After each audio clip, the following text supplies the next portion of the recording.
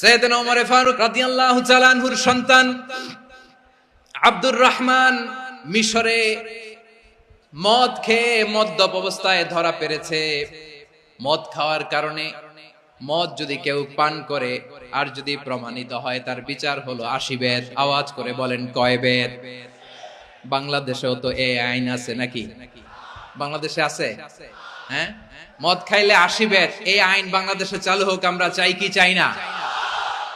হিসাব একেবারে সহজ। ওমর ফারুক রাদিয়াল্লাহু তাআলা আনহুর ছেলে ভুল করে মদ পান করে ফেলেছিলেন।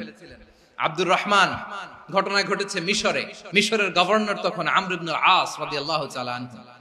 আব্দুর রহমানের ভাই যে গভর্নরকে বলল, গভর্নর যদি একটু দয়া করেন, খলিফার ছেলে আমার ভাই আব্দুর রহমান মদ্যপ অবস্থায় ধরা পড়েছে, জনসম্মুখে যদি আপনি বেত্রাঘাত করেন আমাদের প্রেস্টিজ থাকে না, যদি 80 বেত আপনি মারেন আমার কোনো কথা নাই, কিন্তু ঘরের ভেতরে মারেন।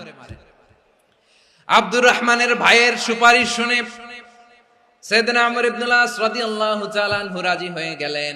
ঘরের ভেতরে লোক চক্ষুর আড়ালে 80 বেত তিনি মানলেন।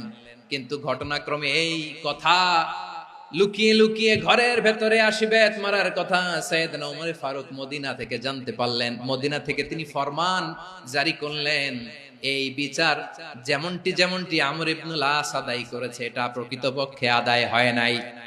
আসো সবাই মদিনায় আসো, আমর ইবনে আস মদিনায় আসো, আব্দুর রহমানও আসো, সবাই আসো, জনসম্মুখে এই বিচার কার্যকর করতে হবে।